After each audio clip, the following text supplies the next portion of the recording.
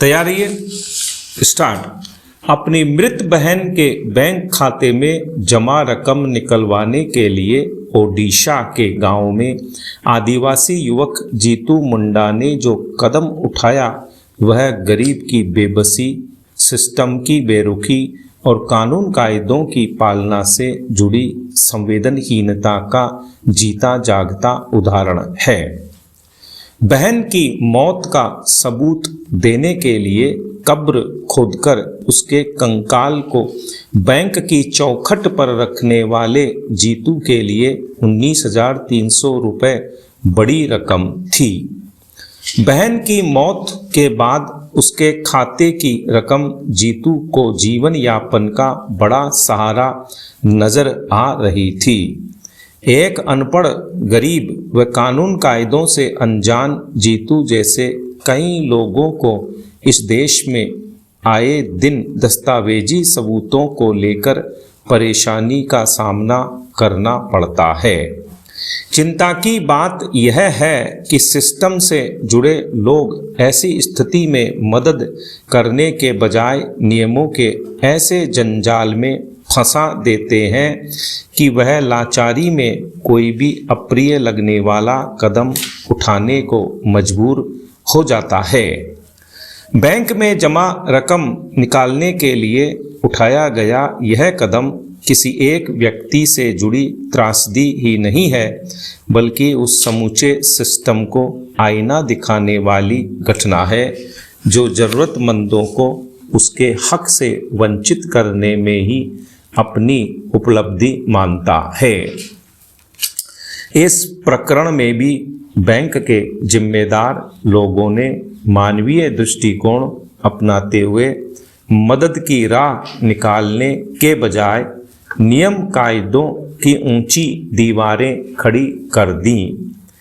यह बैंकों का वही सिस्टम है जो रसूखदारों के लिए नियमों को लचीला बनाने में पल भर की देर नहीं लगाता।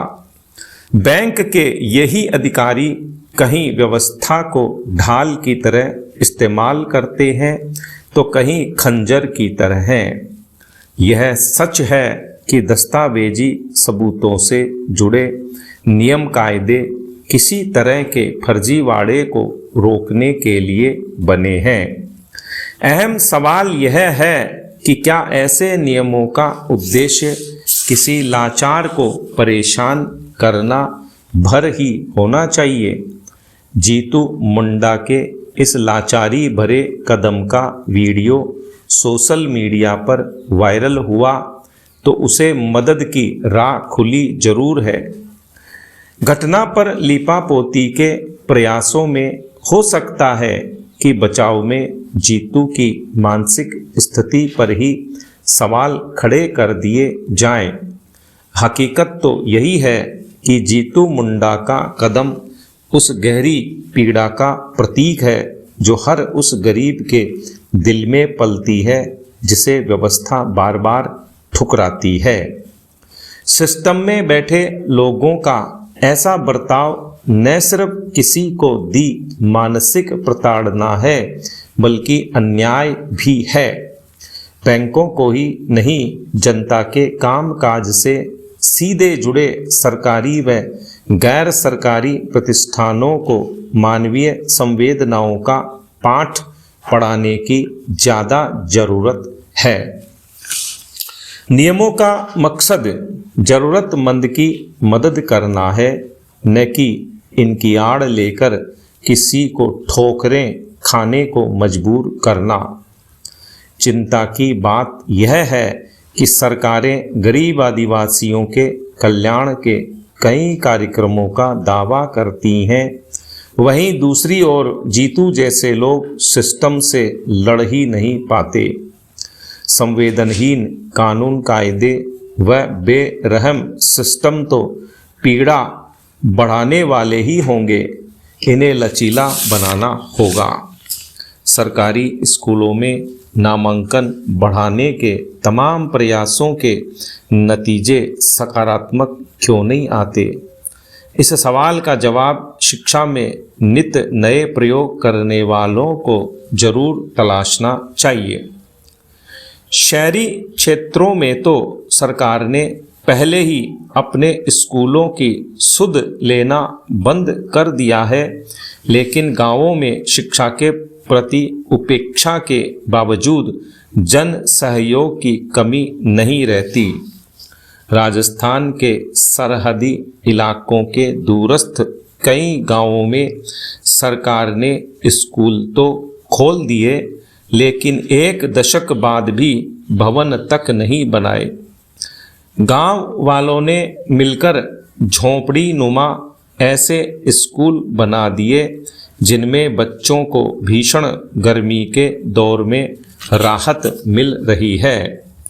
इस उजली तस्वीर का धुंधला पक्ष यह भी है कि जहां सरकार ने स्कूल इमारतें खड़ी कर भी दी हैं, वहां शिक्षकों का बंदोबस्त करना ही भूल गई।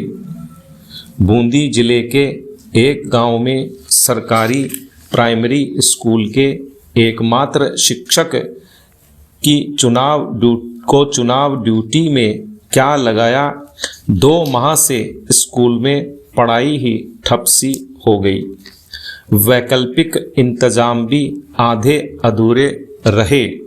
मजबूरी यही है कि अभिभावक स्कूल इमारत के लिए तो प्रयास कर सकते हैं, पर शिक्षकों का बंदोबस्त तो सरकार को ही करना है। लेकिन सरकार सार्थक नाम जैसे निरर्थक अभियानों को लेकर ही वाहवाही लूटने में जुटी हो तो इन स्कूलों की सुध कौन ले। ग्रामीणों के छप्पर की छत वाले झोंपे में स्कूल चलाने के जज्बे की सराहना निश्चित रूप से होनी चाहिए, लेकिन हैरानी इस बात की भी है कि जिन बच्चों को पक्की छत और ब्लैक बोर्ड मिलने चाहिए, वे आज भी झोंपों में भविष्य तलाश रहे हैं। आखिर सरकारी तंत्र को ऐसी खबरों पर शर्म क्यों नहीं आती।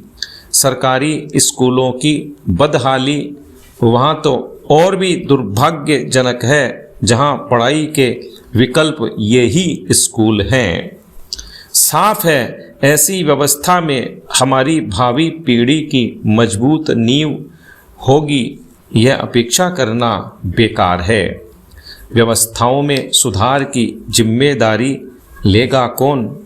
क्या सरकार वाकई ठोस कदम उठाएगी या फिर विज्ञापन, उद्घाटन और खोखले दावों से काम चलाती रहेगी? विराम।